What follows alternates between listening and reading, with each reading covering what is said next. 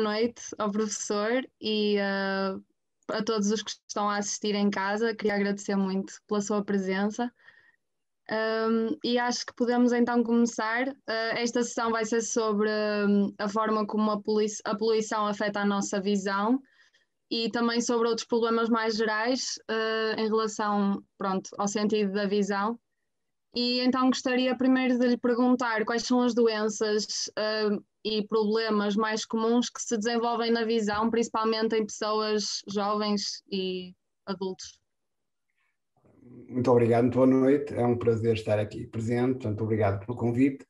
E pegando na sua pergunta e começando nos mais jovens e nas crianças, os problemas mais comuns são, na criança pequenina, o estrabismo, ou seja, o desvio dos olhos, as alergias, e as alergias muitas vezes com irritações e com determinadas características especiais nas crianças, o problema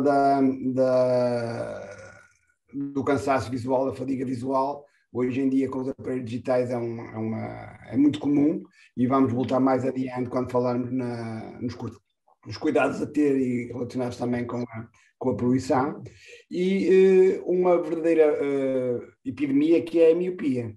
E a miopia é muito frequente, cada vez mais frequente. Para terem uma ideia, é frequente nos jovens até aos 20 e poucos anos. Verifica-se na altura em que o crescimento é mais acentuado, entre os 6, 8 e os 12 anos, e atinge até a dificuldade que há de ver fundamentalmente ao longe, e atinge cerca de 20 a 25% da população neste momento. E é com o uso dos aparelhos digitais, com a utilização da visão ao perto mais marcada, é previsível que por volta dos 2040, 2050, esse valor se aproxime muito perto dos 40% a 45%. E é mais frequente também na população asiática do que na população ocidental. Mas é de facto são as preocupações maiores no que diz respeito ao jovem e à criança. Portanto, na população asiática talvez tenha a ver também com o maior uso de tecnologias, certo? Exatamente. Coincidiu esse aumento exponencial, coincidiu com este século, e de facto com a população asiática mais vocacionada e mais motivada para o uso dos aparelhos digitais, tem também uma maior predileção para o aparecimento e para a prevalência da atividade. É verdade. Sim, agora mais focado no nosso tema da poluição, gostaria de lhe perguntar quais são as novas doenças ou o agravamento de doenças já existentes relacionadas com a poluição, tanto atmosférica como... Pronto. Ok. Eu queria agora passarmos para uma geração mais, por assim dizer, com mais idade. E existe uma doença que é a degenerescência macular relacionada com a idade, que surge frequentemente a partir dos 50 anos e que é a causa mais frequente de perda da visão. E acontece que é uma entidade multifatorial, ou seja, há vários fatores que interferem no seu aparecimento, quer a idade, como o nome indica, é a deficiência relacionada com a idade, atinge a mácula, que é a zona nobre do nosso olho, da retina, e também há um caráter genético, o envolvimento familiar é também de ter em conta, e fatores externos, nomeadamente a exposição ao sol, nomeadamente a presença de doenças como a hipertensão ou a diabetes. Mas recentemente foi publicado um artigo pelo University College of London, em que envolveu 116 mil participantes e que verificou que em zonas onde a poluição era maior, portanto, e foi feita uma análise da Inglaterra, do país de Gales e da Escócia, e verificou-se que o nível ou a prevalência da degenerescência macular relacionada com a idade aumentou em 8% nas populações localizadas junto das cidades, nas zonas mais industriais. E propõe-se, o investigador Paul Foster aponta para quê? Para uma presença de partículas, maior relação de partículas ricas em poluentes com óxido de nitrogênio e dióxido de nitrogênio, portanto, partículas que são inaladas pelos pulmões, são depois levadas pelos vasos para a corrente sanguínea e chegam aos olhos, como se chama o resto do organismo. E os olhos, sendo órgãos muito irrigados, as suas estruturas, a sua circulação fica afetada e poderá ser essa uma das razões de maior prevalência da deficiência macular relacionada com a idade neste grupo de pessoas. Também um estudo semelhante foi publicado em 2019 em Taiwan. Portanto, pensa-se que esta seja uma das situações que poderá estar relacionada mais ou menos diretamente com a poluição atmosférica. Poluição atmosférica que também a nível dos olhos tem repercussões, quer baixando a atividade imunitária, portanto, baixando as próprias defesas do organismo, e tem também a caracterização de secar as mucosas. Como vai secando a mucosa da orofaringeal, as mucosas nasais, também se vai secar a mucosa a conjuntiva, que é a membrana que recobre os nossos olhos, e leva de facto à secura e à irritação ocular. E sabendo nós que o olho seco é uma doença e é um problema ocular que cada vez mais está a surgir, portanto, e só para terem uma noção, 1/3 dos doentes que chegam aos consultórios e às consultas de oftalmologia queixam-se de irritação, de picadas, de ardência, fundamentalmente nesta altura em que os aparelhos digitais e o esforço dos nossos olhos são mais marcados. E, portanto, o olho seco é uma das... E a irritação ocular, os olhos vermelhos, é também uma das consequências da poluição. E alguma dessas doenças que mencionou pode provocar a longo prazo a perda total de visão ou é muito raro? É sim, a deficiência macular relacionada com a idade, como disse, é a principal causa de cegueira. Portanto, obviamente, levado ao extremo, pode levar à destruição da retina, pode levar à destruição das células nobres e, de uma forma irremediável, a pessoa pode ficar cega. E também não é só por causa dessa estimulação e dessa alteração a nível vascular, mas também a própria alteração da exposição dos nossos olhos à luz solar, a exposição prolongada e seguida dos nossos olhos à luz solar, e tendo em conta, por exemplo, também as alterações resultantes do buraco de ozônio e uma maior chegada de radiação, por assim dizer, entre aspas, nociva para os nossos olhos, essa exposição prolongada e consequente da retina e dos nossos olhos à luz pode também contribuir para a destruição das células retinianas. Portanto, é outro fator a ter em conta e faz com que também seja necessário utilizar óculos de sol ou óculos de proteção, principalmente em ambientes onde essa luz seja mais intensa, ou nas praias, ou, por exemplo, na neve. Quando se vai para a neve também há um reflexo maior dos raios luminosos na neve. Portanto, devemos usar óculos de proteção para não danificar as células retinianas e para proteger assim os nossos olhos dos efeitos deletérios ou maléficos, entre aspas, da radiação solar. Pronto.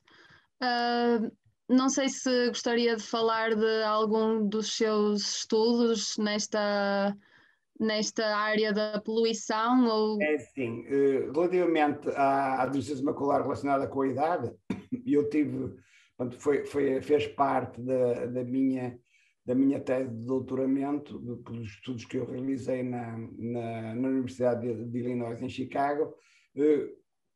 A exposição direta à luz ultravioleta e à luz azul poderão ser um dos fatores, ou foram apontados como um dos fatores que poderão estar na gênese da deficiência macular relacionada com a idade. E isso, naquele capítulo que estávamos a falar dos efeitos da poluição em geral, que seria um dos fatores para esta doença multifatorial. Um outro aspecto que eu achava interessante falar é nesta fase que agora estamos a passar, de pandemia e relacionado com a maior exposição e o esforço que mais fazemos com os aparelhos digitais, com a exposição mais frequente aos ar-condicionados, aos aquecimentos, os olhos acabam por secar mais e acabam por causar um verdadeiro desconforto ocular. Tivemos a oportunidade, muito recentemente, de fazer uma avaliação, um estudo, que foi desenvolvido pelo Departamento de Saúde Visual da Essilor, e na qual eu colaborei como coordenador da análise dos resultados e também nas conclusões retiradas desse estudo. Verificou-se que 1/3 da população, nesta fase de pandemia, notou um agravamento da sua visão, ou seja, notou alterações na sua visão, quer por irritação, quer por esforço mais marcado, por cansaço ao fim de algumas horas de trabalho, e com este confinamento que temos agora e com as aulas online que temos neste momento e que tivemos também grande parte do ano passado, acaba por contribuir para, a par da secura ocular causada pelo próprio ambiente, ser uma causa de olho seco, por um lado, e de necessidade de uma boa correção, de um bom posicionamento, de um descanso ocular repetido ao longo do dia e da lubrificação.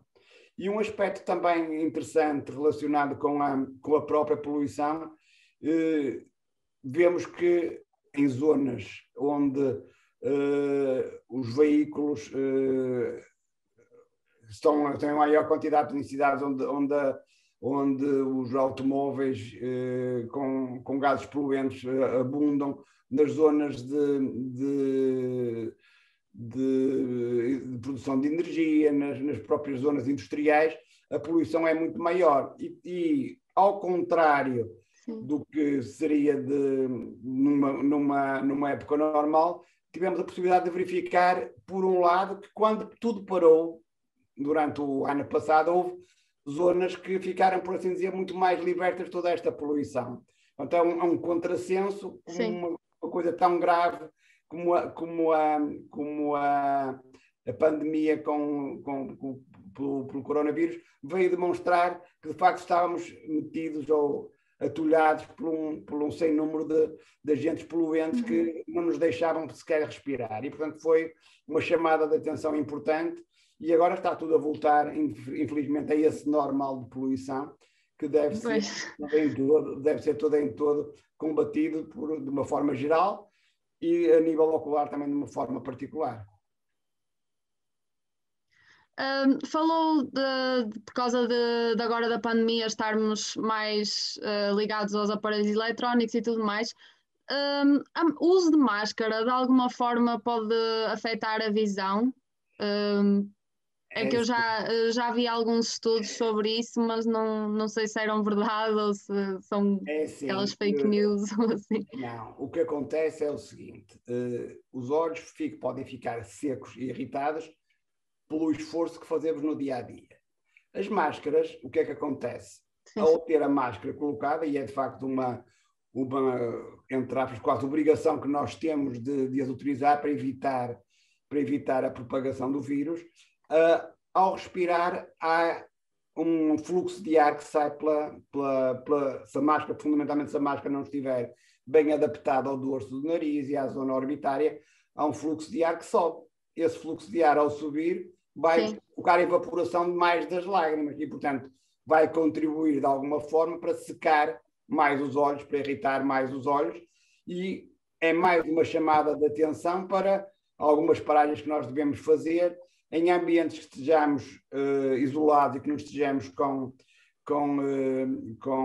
contacto com outras pessoas, tirar a máscara e de facto não a usar, mas devemos usá-la sempre que assim houver essa indicação, mas devemos tirá-la e devemos usar lubrificantes, nomeadamente lágrimas artificiais com determinadas características, de preferência sem conservantes, para não levar à irritação de próprios conservantes, à irritação dos olhos. E de facto, na minha opinião, temos que ter um cuidado redobrado com as máscaras. Primeiro porque elas são importantes e depois porque com a irritação podemos levar inadvertidamente as mãos aos olhos e isso ser de facto dos motivos de nos podermos contaminar com a própria propagação do vírus ou de outras situações. Mas, portanto, de facto, devemos ter esse cuidado, mas essa irritação e essa situação não é toda em todos ajustada. Até há artigos que dizem que a conjuntivite, ou seja, a infecção ou inflamação da conjuntiva, poderá ser um dos primeiros fatores indicativos, não é um dos mais frequentes, mas poderá ser um dos fatores iniciais de uma infecção por coronavírus. E saiu muito recentemente, agora já este ano, em 2021, um artigo publicado também em Londres, com a indicação de que a dor ocular foi encontrada em um número relativamente grande de inquiridos com coronavírus nos primeiros dias da infecção. E, portanto, a própria dor, se calhar mais como um indicador do mal-estar dos olhos, poderá ser um indicador de irritação. Ok. Passando agora à próxima questão, que é como é que nós podemos distinguir os danos ditos normais dos danos nos nossos olhos resultantes da poluição e como é que nos podemos proteger destes tais danos da poluição? É assim, essa é uma pergunta um bocadinho difícil porque os danos reais estão misturados com os danos da poluição, mas obviamente que há estratégias ou atuações que nós devemos ter no dia a dia, como sendo a proteção dos nossos olhos, no caso de haver uma propensão para as alergias ou no caso de exposição a ambientes muito poluídos, como por exemplo nas fábricas que trabalham com produtos que lhes possam irritar os olhos, devemos usar, para além das máscaras, usar óculos de proteção, que de alguma forma protegem os nossos olhos dessa irritação. Mas, mais do que tudo, todas as medidas ou as atitudes que nos podem levar a proteger de uma forma global, quer seja, por exemplo, a diminuição das emissões pelos veículos das cidades, são tudo as medidas gerais de proteção e de eliminação dos danos da poluição devem ser também tidos em conta pelas pessoas que têm os problemas oculares e também mesmo a nível da indústria, as próprias fábricas devem ter os cuidados de colocar os filtros apropriados para evitar a saída dos agentes poluentes para o exterior. Portanto, são medidas globais que de alguma forma nos ajudarão também a proteger os nossos olhos e a proteger o nosso organismo de uma forma global. E a própria lubrificação, e evitar os ambientes mais adversos. Mas essa lubrificação que fala mas têm que ser receitadas por médicos ou qualquer pessoa pode e deve comprar? Normalmente, portanto, há muitas vezes um mito que o soro fisiológico ou só umidificar os olhos será suficiente. Eu acho que para fazer uma observação e uma primeira análise deve haver uma consulta oftalmológica de rotina, uma consulta dos nossos olhos, porque por trás de uma irritação pode estar uma doença, portanto a pessoa deve ter uma boa correção óptica também, mas devemos eliminar outros problemas que possam existir. E as lágrimas mais adequadas são aquelas lágrimas que mais se aproximam às lágrimas dos nossos olhos, portanto são lágrimas, muitas vezes a maioria delas contém ácido hialurónico e não têm conservantes. E depois, consoante o tipo de constituinte da lágrima que está a faltar, e há agora exames e equipamentos muito modernos e relativamente simples de se efetuar o exame, de verificar qual a porção da lágrima que faz falta, e há tratamentos que permitem melhorar muito a qualidade de vida das pessoas que têm dificuldade de lubrificação ou os olhos muito secos, é verdade. E agora, sabendo nós, Ok. e este estudo também que acabámos de falar sobre os cuidados dos olhos nesta fase de pandemia, chegou-se à conclusão que grande parte, mais de 50% das pessoas usa os olhos com os aparelhos digitais na sua vida diária, mais de 4 a 6 horas. E, portanto, estão a ver que os olhos são de facto sendo um meio de transmissão de informação para o nosso organismo mais importante. Cerca de 80% de toda a informação chega até nós através dos olhos, estando a fazer esforço durante horas e horas seguidas. Estão a ver o que é que os músculos, quando nós temos os músculos que estão a fixar, temos a lubrificação que tem que estar boa, temos a fixação e o nosso cérebro a absorver todas as imagens que estão a receber, tudo isso multiplicado pelos segundos, minutos ou horas, ao fim do dia, o nosso cérebro não fica satisfeito. Uhum. Sim. Queria-lhe agora perguntar, não apenas relacionado com a poluição, mas também para ajudar a dar algumas dicas aos nossos ouvintes que estão a ver o direto agora, que hábitos do nosso cotidiano que nós temos e que nem nos apercebemos é que nos podem prejudicar a visão, assim, do nosso dia-a-dia? Eu julgo, portanto, que aquela máxima de relaxar os nossos olhos, ou seja, as pessoas que trabalham muito tempo com os aparelhos digitais, fazer paragens ao fim de 20 minutos, parar 20 segundos e olhar para 20 pés, portanto, pestanejar um bocadinho. Portanto, é uma dica que poderá ajudar a ter uma melhor performance ao longo do dia. E fazer também algumas paragens e aproximar da janela, olhar para longe, para ter uma visualização de um ambiente diferente, principalmente nesta altura de confinamento. E também um tópico e um tema que está muito em voga, que é o chamado detox. Agora fala-se em detox e tudo, detox para emagrecer, é o detox digital, são estratégias que se podem aos poucos ir fazendo para não abusar tanto dos aparelhos digitais. Uhum. Haver horas que, por exemplo, há refeições que não se use os aparelhos digitais. Durante os fins de semana haver períodos que é para passear ou que é para dar uma volta e também não utilizar. Há vários truques. E também uma medida que é muito importante e que as pessoas se esquecem muito, que é à noite, antes de dormir, principalmente às crianças, não as deixar fazer aqueles joguinhos que elas estão habituadas e utilizar os smartphones ou os equipamentos digitais, porque há uma estimulação a nível cerebral da luz azul dos próprios equipamentos e vai,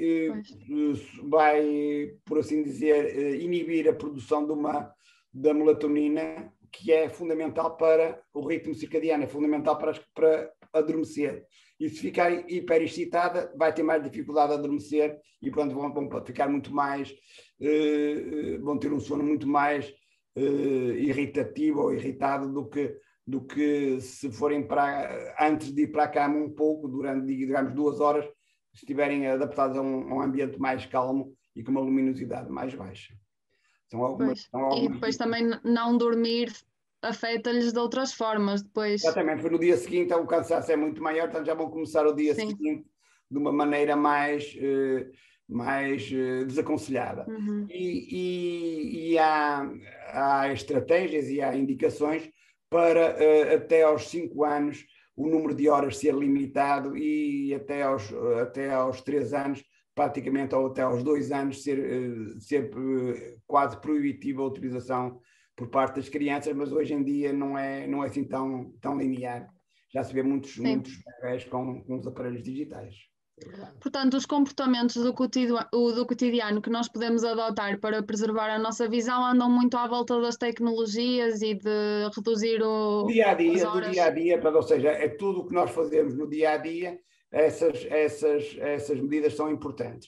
E também no que diz respeito às alergias, por exemplo, agora estou-me a lembrar nas alergias, utilização na altura da primavera ou na altura de ir para uma zona onde a irritação seja maior, no centro da cidade, o próprio uso de óculos pode, de alguma forma, proteger das partículas que vão irritar os nossos olhos.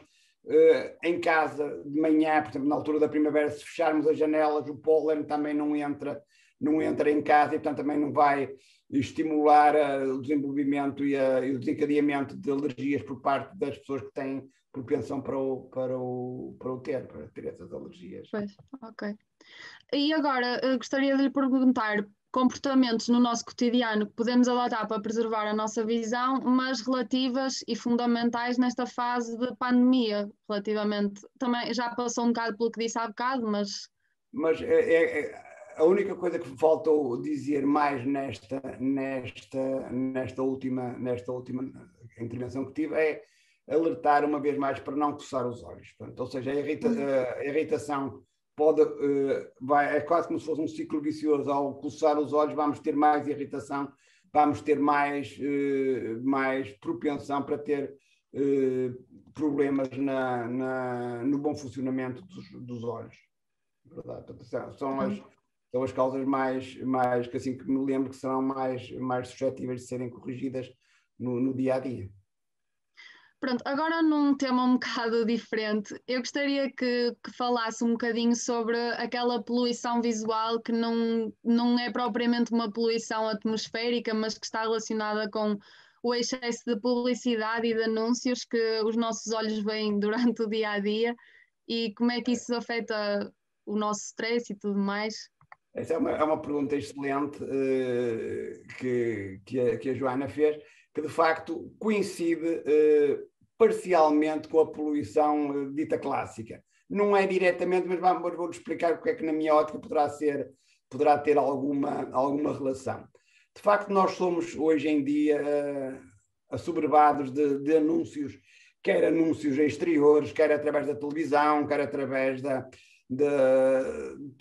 toda a comunicação, do hiperconsumismo a nível mesmo da própria tecnologia, a nível de bebidas alcoólicas, bebidas não alcoólicas, de compras, e tudo isso vai interferir no nosso comportamento. É, por assim dizer, uma poluição visual, ou seja, os nossos olhos estão expostos a uma série de estimulações que causam, principalmente a quem não as consegue adquirir, vai condicionar uma quebra de satisfação, portanto vai entrar em stress, por um lado, e por outro lado este hiperconsumismo está localizado muito mais nas zonas citadinas, nas zonas onde a poluição acaba por ser maior e acaba por contribuir para um agravamento mais marcado da própria poluição, com mais despesismo, com mais gastos de energia, com mais compras de automóveis com determinadas características, embora agora cada vez mais se fale na diminuição da utilização, ou na necessidade de diminuição da utilização de determinados tipos de veículos, andar mais de bicicleta, andar mais nos transportes públicos. Tudo isso são medidas que devem de alguma forma contrapor estes riscos marcados por este consumismo exagerado, que, como estamos a ver, indiretamente podem também agravar ou contribuir para um agravamento dos efeitos da poluição dita clássica. Sim, e até porque depois nós vemos tantos anúncios que depois sentimos-nos quase obrigados a comprar certas coisas que não nos fazem bem à saúde e depois acaba por estar tudo relacionado, bem também com os nossos olhos e tudo mais. Acabamos por não ter uma visão saudável, uma alimentação saudável, tudo por causa da informação que muitas vezes chega de maneira pouco transversal e pouco direta e correta. Sim.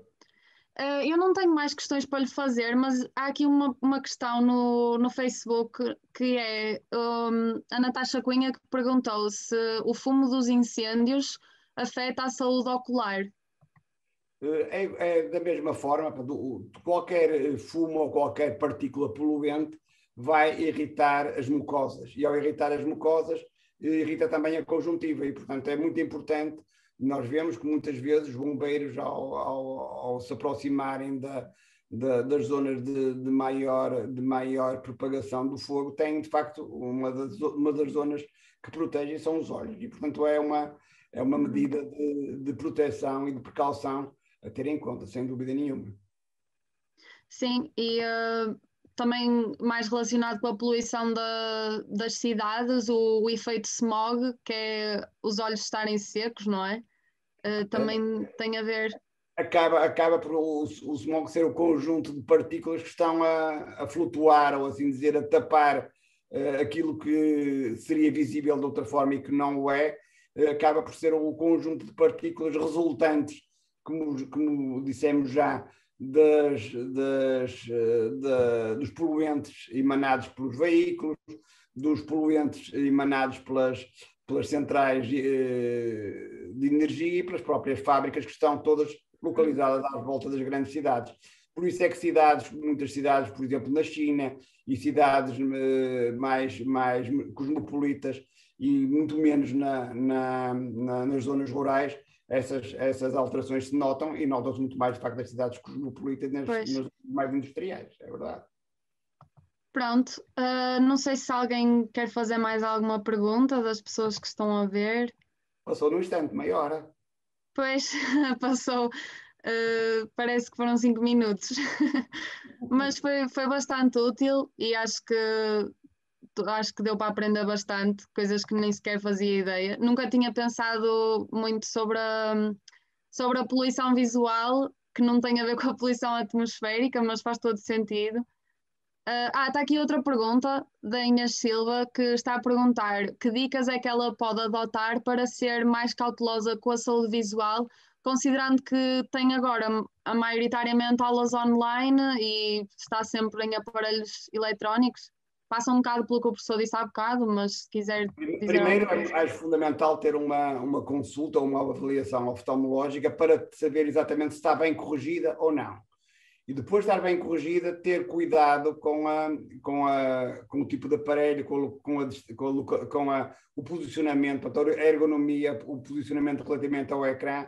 É muito importante, não só para a saúde visual, como para a própria saúde musculoesquelética e para todo o seu bem-estar.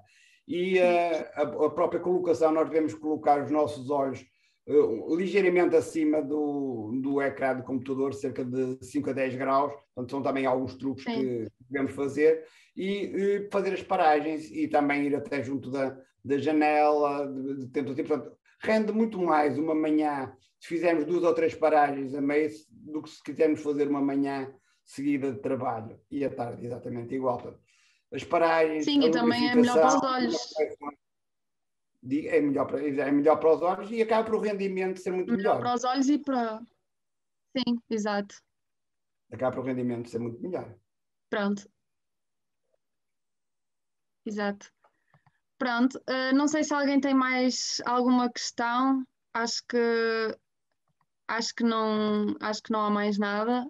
Queria lhe agradecer muito por ter vindo, foi muito útil. Acho que foi bastante interessante a sessão. E pronto, espero que corra tudo bem consigo e que se mantenha bem de saúde nesta altura complicada. Muito obrigado. Eu é que agradeço e felicidades para o vosso projeto. Obrigado. Obrigada.